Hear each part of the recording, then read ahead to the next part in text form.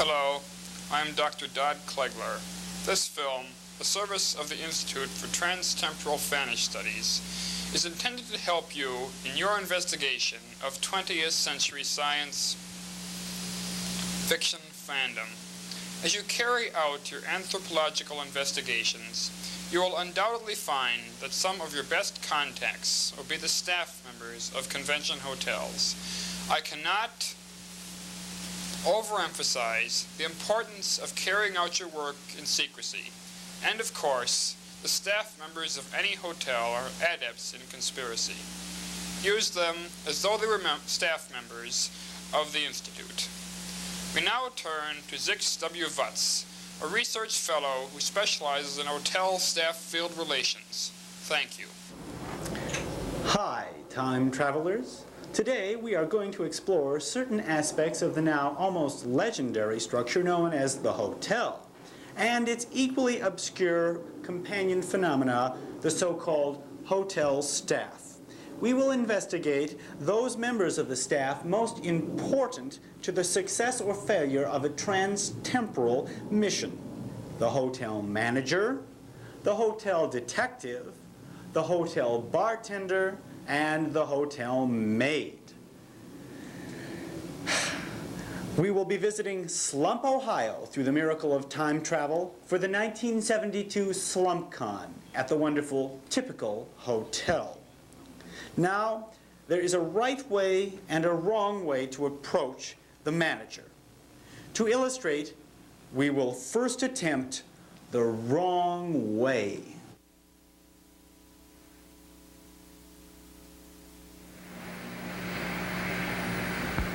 In this method, one simply opens the door to the manager's office without knocking, like this.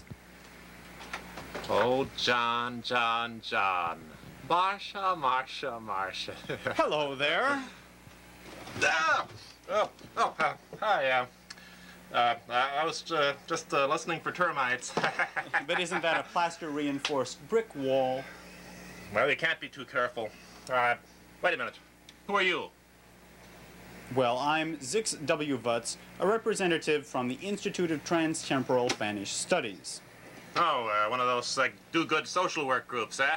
Well, you're wasting your time around here. All my staff's already unionized. Well, so are the termites. Well, yeah, but they're out on strike at the moment. I was listening, trying to pick up a few scabs. Well, here. I have one on my finger. I just cut it a few days ago. Oh, that's very nice. How would you like a job as a termite? No, that's quite all right. I'm already underemployed. Oh, well, then you're wasting my time, and I'm a busy man. I want to waste my own time. Go away. Don't bother me. Goodbye. That was the wrong way. Now, let's try the right way. In this method, one does knock on the door. Like this. Oh, just a minute. Come on in. How do you do?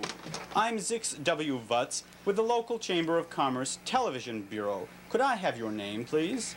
Well, I was planning to go on using it for a while myself, but anything for the Chamber of Commerce, certainly. I'm Roy G. Biv from the Ralph Spoil Sports School of Hotel Management and Termite Control. As a hotel manager, do you have an opinion on the SlumpCon currently being held at your hotel? On the what?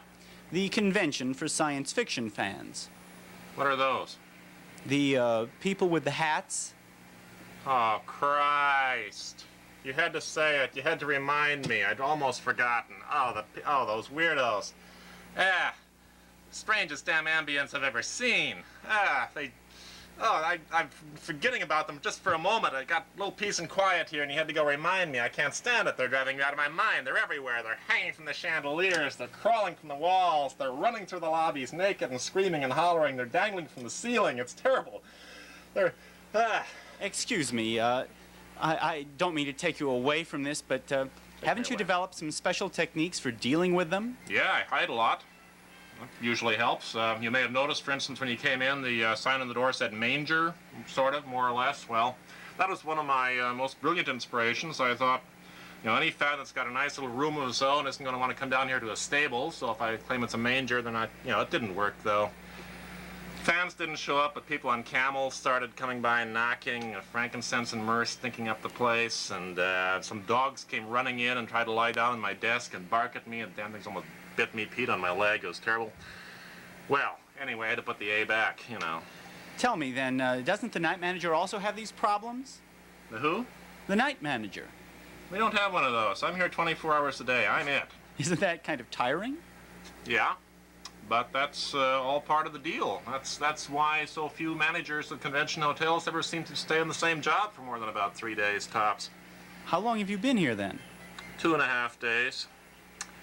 If those weirdos don't drive me out, I'm really going to look forward to tonight. They're going to give me a gold watch. Well, I see. Thank you very much. From this first episode, we draw the following conclusions. When it comes to the hotel manager, it is wise to know who he is or was, but don't expect him to do anything. We next turn to the problem of maintaining one's secret identity while on a transtemporal Fannish anthropological investigation.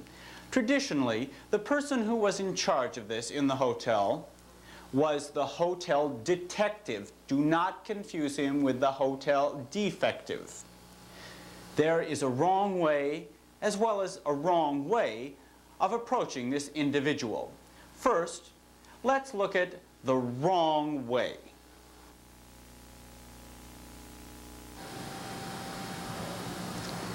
Excuse me. As you can see, this wrong way can be exceptionally wasteful of spare bodies. Indeed, it is only due to the miracle of time travel that I'm here talking to you now. We thus recommend instead the second wrong way, which involves a technique known as approaching him from the front. All right, sweetie, I got you covered. Don't make any sudden moves. Excuse me, isn't that a fire extinguisher? That's what they'd like you to believe. Yeah, I've been watching it for hours, and it hasn't extinguished any fires yet. It's my personal belief it's a plant. Well, there aren't any plants on this floor. Yeah, that's what they'd like you to believe, too. There's plants all over the floor. There's talking plants on the floor and the table and everything. I've been watching them. They're not fooling me. Wait a minute. Who are you? How do you know about plants? Why are you sticking up for them? Well, I'm with the Chamber of Commerce Television Bureau, and I've been talking with people who say there aren't any plants in the whole hotel. What kind of people are those? Well, those are the people from the science fiction convention, the Slumpcon. Oh, the science fiction people, the weirdos with the hats, eh? Well, that's right, but tell me, aren't you wearing a hat? Oh, yeah, but I got a license. Well, that's no excuse to call them weird just because they wear hats. Well, they're pretty weird anyway. They're one of the weirdest groups I've ever seen. Maybe not the very weirdest. There was the plumbers last year. They were pretty weird. They came into town, they shared a few pipes, took the plunge, they chased the local oranges, and when they left for souvenirs, they stole every toilet in the place. Disgusting. And there was a cattle mutilators convention last week. Boy, they were weird. Hey, I'm a nice guy, you know. I'd like a cattle mutilation joke as good as the next guy on the street, but wow, a whole herd in the lobby at high noon, slashing dick. Messy. So they were weirder, but the SF people is pretty weird. Well, then they're weird, but not as weird as others. Well, yeah, but they got one of the weirdest ambiences. That's the whole thing, you see. I don't know what they're really up to, but I'm going to find out. You know, I'm listening. They're talking about stockpiling lasers, and getting high-level diplomacy contacts, and somebody was talking about sniffing core flu. I'm going to find out. They don't call me the Avenger for nothing. They think they're getting away with something. They're not. I'm going to track them down. As soon as you leave the hotel, I track every one of them down. I wait outside each and every one of their stores for the next year until I get something out of them. They're not going to make a fool of me. I was here first. We may draw from this episode two conclusions of paramount importance for the security of your mission. First, don't disguise yourself as a fire extinguisher or as a talking plant, especially if you're trying to get information from the hotel detective. And two, don't try to get any information from the hotel detective. You have now met the two principal staff members capable of menacing you. We now turn to more pleasant sources of anthropological information as we examine in its natural habitat a specimen of that now extinct socioeconomic species, the bartender. As you will recall, bars were very important in 20th century history, the most famous of which, at the time at least, was called the Supreme Court. This had 9 men serving at all times, though most other bars were much smaller, as you'll see when we go to the bar in the typical hotel, which has, of course, only 1. In approaching the bartender, you should realize that there is a right way and a right way to do this. The first right way is to order a drink to encourage conversation. The second right way is to order a double to encourage further conversation, or as it was known in the jargon of the day, double talk.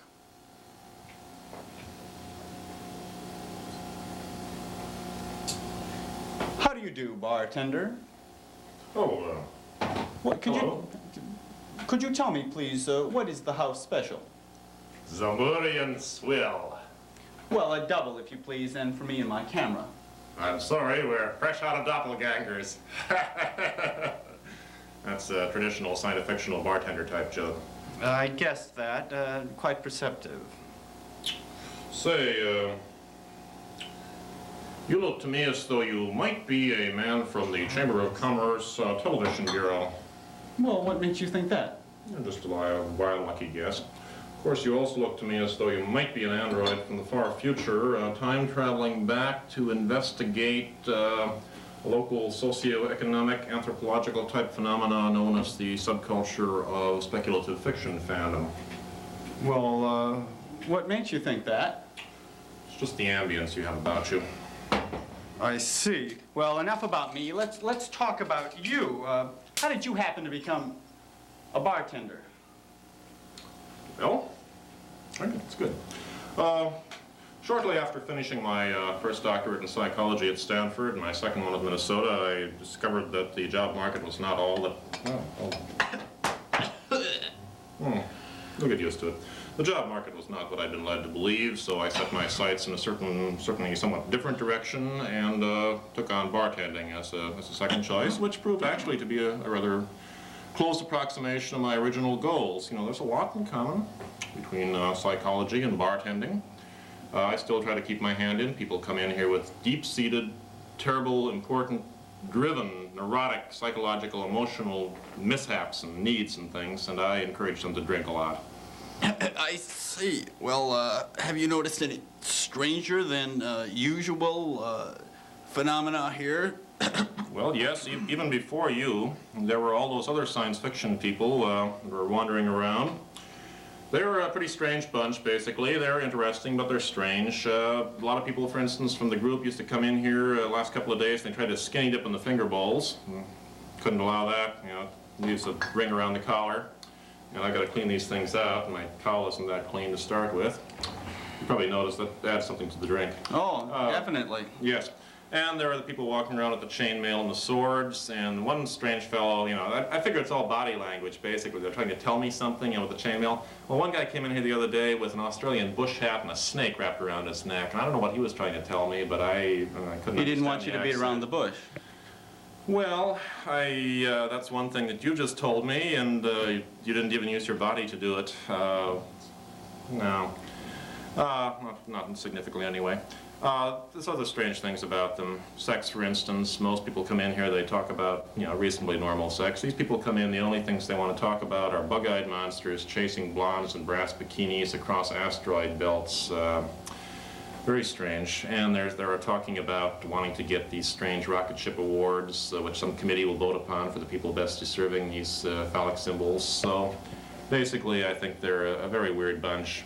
Say, yeah, speaking of weird bunches, interesting cranial development. Drink up, by the way. No, thank you. It gums up the inner works. No, that's half the fun. Speaking of weird bunches, you look as though you could use a little bit of psychological help yourself, being one of the weirder bunches we've had in here singly of late. If you like, just say the word and I will sweep all this junk onto the floor and you can jump up and lie down on the bar and then tell me all about your childhood. Well, I'm sorry, I didn't have any childhood. I'm an android. By the way, where's the little things room?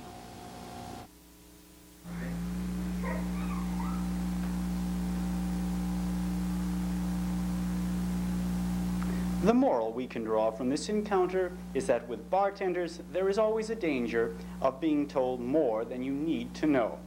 The bartender will also tend to find out more than you intended to tell, but this is all right.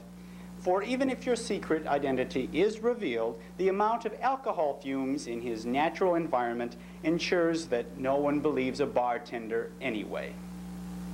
We turn at last to the most dangerous game of all. The person most likely to discover your secret, be you clone android or human. And that person is, of course, the maid, or as they were sometimes referred to, the girls. Why should this be? You must remember, of course, that the diurnal cycle was quite popular until the late 21st century. Ergo, it was still quite common in the 20th. Because of this, beds, as they were then called, were typically made anew each morning. Oversleeping, staying unplugged, or down in the parlance of the time, was, of course, the sort of thing that would tend to give the maid the opportunity to discover who and or what you really were and or are. Furthermore, you must recall that the maid actually runs the hotel. It is thus important to know her on sight and to know her patterns of behavior. There is no right or wrong way to approach the maid, because if you remain near your room for a sufficient amount of time, she will invariably approach you.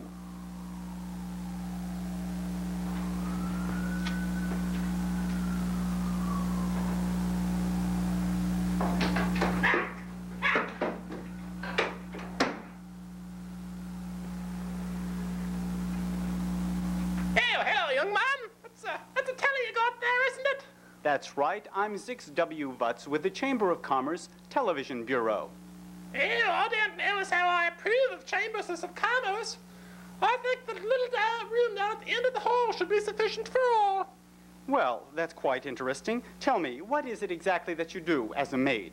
Well, in the morning, I changes the beds, I picks up the linen, I takes down the beer can towers, and I pumps the sump.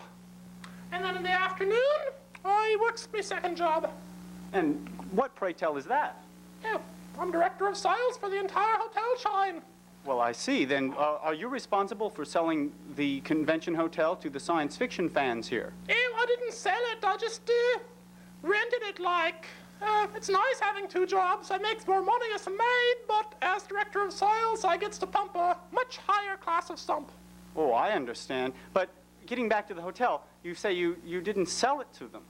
No, I wouldn't do something like that. I keeps my head on my shoulders. Well, I have noticed the arrangement. It's really quite attractive, isn't it? Thank you. Yeah.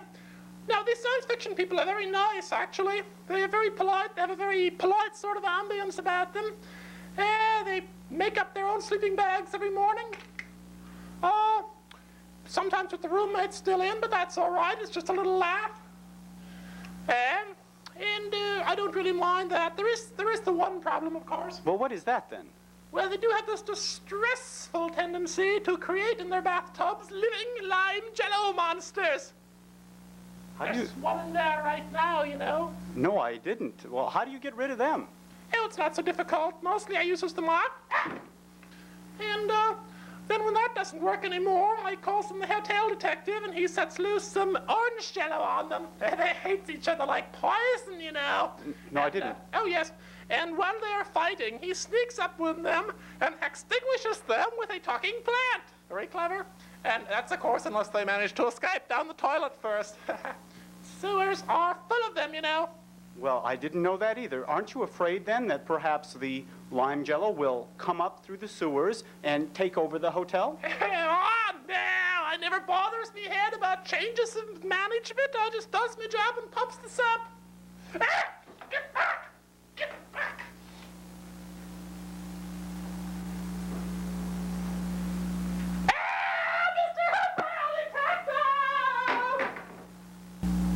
And the obvious moral lesson to be learned here is, of course, obvious. Do not, under any circumstances, disguise yourself as a bathtub full of lime jello. If you do need an assistant during a mission and decide to make some living lime jello to serve you, be sure to have an adequate supply of killer orange jello handy as well. Remember, a mop will keep them at bay only so long. I have just been handed a note which says that lime jello has come up the timeline through the Transtemporal temporizer and is attacking the station. We will have to sign off. I will leave you with this warning. Before proceeding to any further anthropological investigation in the past, you must see film 13.40, The Convention Committee, Man, Myth, or Mango. I will close now. Good luck.